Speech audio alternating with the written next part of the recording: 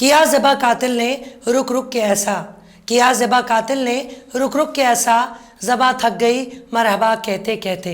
सलाम नमस्ते सत श्री अकाल, मैं हूँ आपके साथ हर्षिता मिश्रा और आप देख रहे हैं टाइम्स मेल। बालासोर की घटना रेल हादसों के इतिहास की सबसे शर्मनाक घटना बन चुकी है।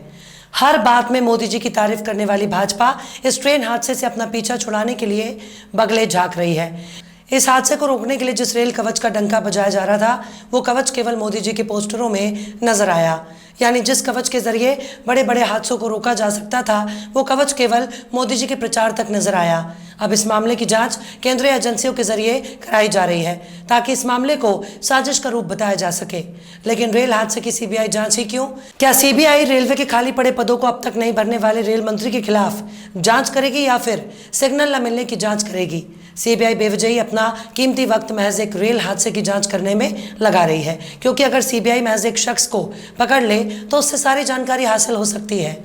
अगर सीबीआई अपना हथौड़ा उस शख्स के सिर पर रख देती है, तब वो एक ही पल में एक एक जानकारी उगल देगा और बता देगा कि आखिर हादसा कब, क्यों और कैसे हो गया। इसके साथ ही तुरंत ये भी मालूम हो जाएगा कि घटना के पीछे कोई साजिश है या फिर सरकार अपनी खामियों को छुपाने के लिए इस हादसे को दूसरा एंगल दे रही है।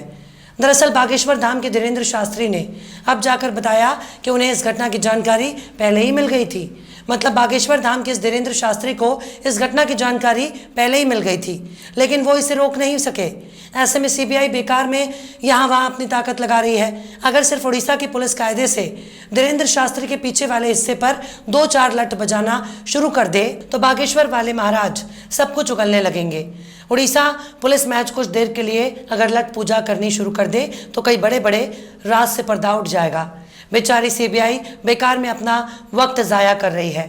धीरेन्द्र महाराज की थोड़ी देर की सुताई में सब कुछ खुलकर सामने आ जाएगा।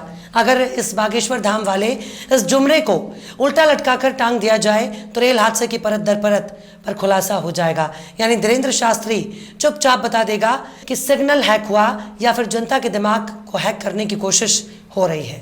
इसके साथ ही रेलवे को बागेश्वर धाम के इस बन बिलार पर मुकदमा दर्ज करना चाहिए, क्योंकि इन्होंने जानबूझकर लोगों को मौत के मुंह में धकेल दिया।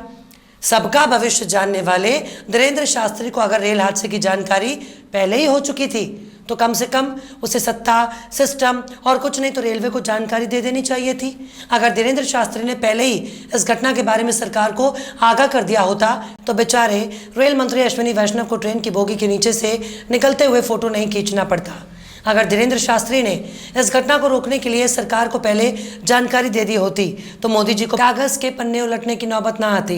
अगर मध्य प्रदेश के बागेश्वर धाम वाले गुरु घंटाल ने रेलवे की अपनी भविष्यवाणी सुनाई होती तो शायद 250 से अधिक लोगों की जान बचाई जा सकती थी, हजारों लोगों को घायल होने से बचाया जा सकता था। अगर इतने बड़े अंतर्यामी ने खामोश रहने के बजाय सरकार को इस घटना की जानकारी दी होती तो आज अश्विनी वैष्णव को भारत के रेलवे इतिहास में अब तक का सबसे चौपट मंत्री ना कहा जा रहा होता। पर कोई बात नहीं, अब सीबीआई चाहे तो बाबा से लट के दम पर सारे राज उगलवा सकती है। ये भी कितनी हैरानी की बात है, घर में छोरा पर शहर में ढिंढोरा। अब जब अपने पास बागेश्वर वाले महाराज जी मौजूद हैं तो फिर सरकार को यहाँ वहाँ लट बजाने की क्या ज़रूरत है? 2-4 लट अगर धीरेन्द्र शास्त्री पर बरत जाए तो भविष्य में होने वाले रेल हादसों की जानकारी हासिल हो जाएगी। अगर कायदे से रोज़ सुबह इनके पीठ के नीचे लट बजाना शुरू कर दिया जाए तो सड़क हादसे में कोई नहीं मरेगा। रेल हादसा रोकना तो बहुत दूर की बात है। आईबी और रॉ को बहुत बड़ी कामयाबी मिल जाएगी, क्योंकि हमारे पास भविष्य में झांकने वाला एक नायाब नगीना मौजूद है। बस उस पर 2-4 लट बरसाने की देर है। उसके बाद तो बरसों से रुकी हुई जांच भी तुरंत क्लियर हो जाएगी। पर क्या झाड़ फूक वाले बाबा धीरेन्द्र शास्त्री को इस घटना के बारे में पहले ही जानकारी हो गई थी? अगर हो गई थी, वो उन्होंने मीडिया को पहले क्यों नहीं बताया? सरकार को क्यों नहीं बताया? आखिर क्यों 288 लोगों की मौत का जिम्मेदार है पंडित धीरेन्द्र शास्त्री? आखिर क्यों बालासोर रेल हादसे की खुफिया जानकारी धीरेन्द्र शास्त्री ने छुपाई? आखिर क्यों धीरेन्द्र शास्त्री की लट से सुताई किया गई है नौबत? बताएंगे आपको और भी बहुत कुछ। लेकिन आप अगर हमारे चैनल पर नए हैं और पहली बार हमारी वीडियो को देख रहे हैं तो आप हमारे चैनल टाइम्स मेल को सब्सक्राइब कर लें, वीडियो को लाइक कर दें और बेल आइकन का नोटिफिकेशन बटन भी प्रेस कर दें ताकि बिना देरी हमारी हर खबर आपको मिलती रहे। लौटते हैं अब खबर की तरफ। ओडिशा के बालासोर में शुक्रवार को दर्दनाक हादसे की सीबीआई ने जांच शुरू कर दी है।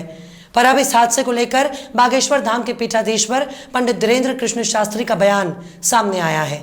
धीरेन्द्र शास्त्री ने दावा किया कि उन्हें ऐसी घटनाओं का पहले ही अनुभव हो जाता है। हालांकि उन्होंने कहा घटनाओं का पता होना और उनका टाला जाना अलग अलग है।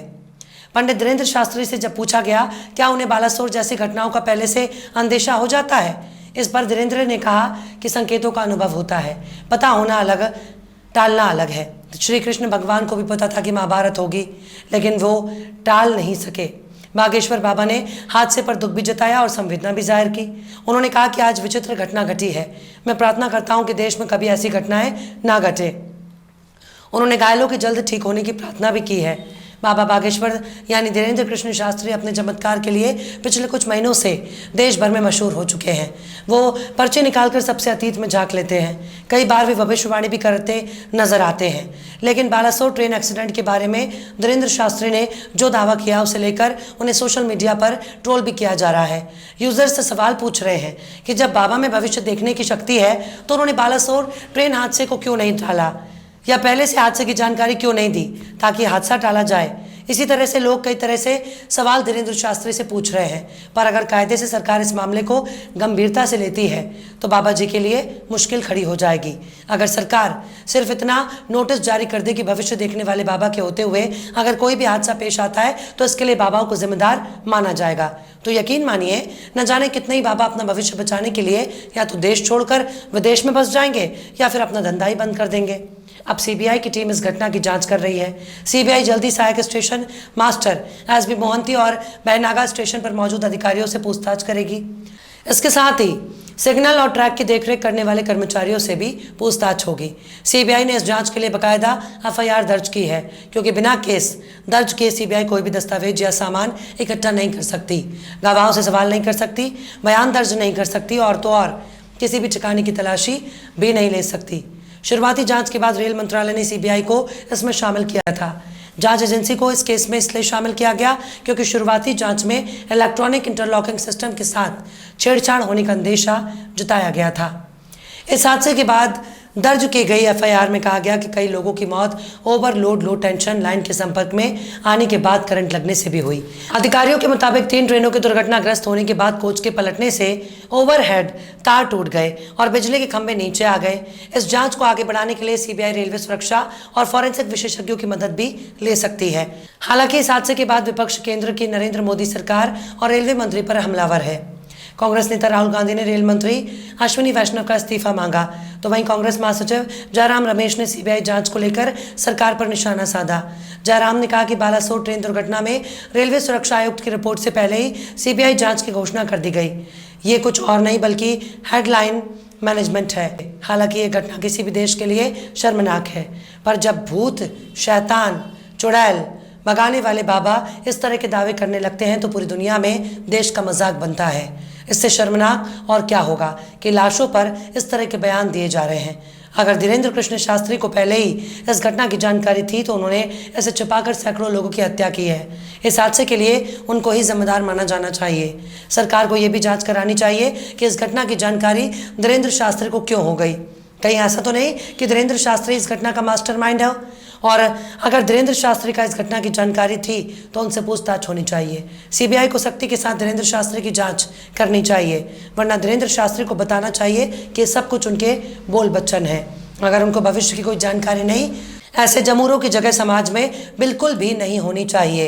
ऐसे लोगों को जंगल में भेज देना चाहिए ताकि वो अपना चमत्कार और भविष्यवाणी जानवरों को सुना सके, क्योंकि जिनके पास अक्ल मौजूद है वो ऐसे लोगों की बात नहीं सुनेंगे और ना ही ऐसे धूर्त लोगों की चिकनी चुपड़ी बातों का शिकार होते हैं।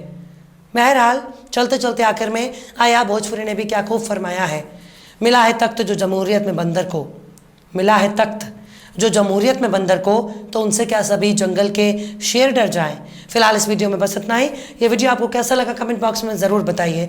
वीडियो पसंद आए तो लाइक करें। हमारे वीडियो लिंक को फेसबुक, ट्विटर, व्हाट्सएप पर अपने रिश्तेदार, यार दोस्तों को भी शेयर करें और बेबाक, निष्पक्ष, स्वतंत्र पत्रकारिता को सपोर्ट करने के लिए आप हमारे चैनल टाइम्स मेल को ज़रूर से सब्सक्राइब करें और हाँ, बेल आइकन की घंटी वाली बटन भी आप ज़रूर से दबा दें ताकि आपको हमारे आने वाले नए वीडियो की नोटिफिकेशन फ़ौरन ही मिल जाए। फिर मिलते हैं किसी और वीडियो में एक नई खबर के साथ। हर्षिता मिश्रा को दीजिए इजाज़त। जय हिंद। तो देख लिया आपने हमारे इस वीडियो को। हमें उम्मीद है कि आपने हमारे वीडियो को लाइक किया होगा और दूसरों को भी शेयर किया होगा।